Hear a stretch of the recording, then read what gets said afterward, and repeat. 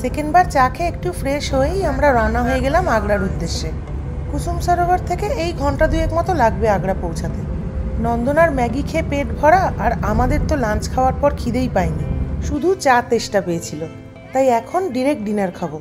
ভ্যাকেলজি আমাদের গাড়ি চালক, ওনার জানা একটা ভালো ননভেজ রেস্টুরেন্টে আমাদের নিয়ে এসেছেন। প্ল্যান হলো খেয়ে নিয়েই আমরা হোটেলে গিয়ে তাড়াতাড়ি একটু ঘুমোবো, কারণ আগামীকাল ভোর 6টার মধ্যে আমাদের তাজমহলের গেটে পৌঁছে যেতে হবে।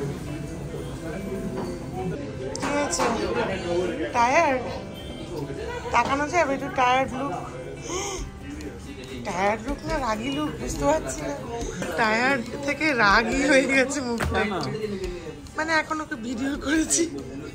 এই যে আমি সবার ভিডিও টিডিও সেরে বসেছি, আমিও টায়ার্ড, এই চোখটা জ্বালা জ্বালা করছে। এত ধোঁয়া এখানে, এই ধোঁয়াটা মানে ফগ ধোঁয়া না, পলিউশনের ধোঁয়া, তাই জন্য চোখটা খুব জ্বালা জ্বালা করছে, নাকটাও জ্বালা করছে। মাস্ক পরে নাকটা বেটার, চোখটাকে কি করব। এই আমাদের খাবার চলে এসছে, এটা আমাদের লাচ্ছা পরাঠা।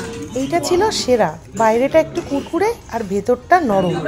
এটা জাফরানি পোলাও, বাটার চিকেন। এটা কি আমাদের মাটনেরটা কি? ভুনা মাটন। আর গোলাপ জামুন। বেশ ভালো খেলাম। এবার আমাদের হোটেলে যাচ্ছি। আমাদের এই হোটেলটা খুব ইন্টারেস্টিং। এমনিতে লুক ওয়াইজ খুবই সাধারণ, কিন্তু পজিশন ওয়াইজ খুব স্পেশাল। হোটেলটা তাজমহল চত্বরের যে সিকিউরিটি এরিয়া তার মধ্যে অবস্থিত, তাই আমাদের গাড়িটা ওই সিকিউরিটি এরিয়ার বাইরে অবধি যাবে। তারপর ওখানে আমাদের হোটেলের থেকে লোক আসবে আমাদেরকে আর লাগেজ নিয়ে যেতে হেল্প করতে। সব মিলিয়ে 5-7 মিনিটেরই হাঁটা। এই যে আমরা এখন সিকিউরিটি এরিয়ার ঠিক বাইরে এসে পৌঁছেছি। এইখানে হোটেল নেওয়ার কারণটা হচ্ছে কালকে আর্লি মর্নিং যেন জাস্ট 2 মিনিটের মধ্যেই আমরা হেঁটে তাজমহল পৌঁছে যেতে পারি।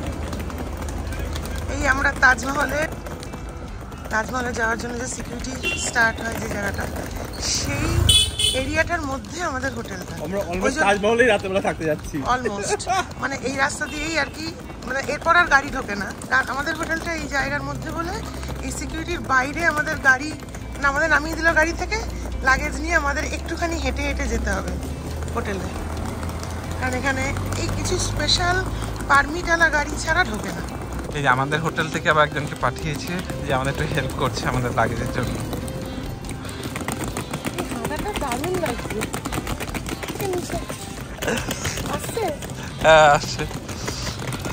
বাচ্চাদের মতো শীতকালে মুখ থেকে ধোঁয়া বার করে আনন্দ পেলাম। রাস্তার দুপাশটা জুড়ে জাফরি লাইট দিয়ে সুন্দর করে সাজানো, সপ্তম আশ্চর্যের জায়গা বলে কথা। ঠান্ডা ঠান্ডা ওয়েদার, রাস্তার দুপাশে এত সুন্দর সাজানো, রাত বলে রাস্তাটাও ফাঁকা ফাঁকা। এরকম একটা পরিবেশে হাঁটতে দারুণ লাগছিল। আমাদের হোটেল এসে গেছে। মাত্র 5-7 মিনিট হেঁটেই আমরা হোটেলে পৌঁছে গেলাম। এবার ঢুকে দেখি ভেতরটা কেমন। হোটেলের বাইরেটা তো বেশ ভালোই লাগছে দেখতে। রাতে কালকে সকালে দেখতে পাবো ভালোভাবে।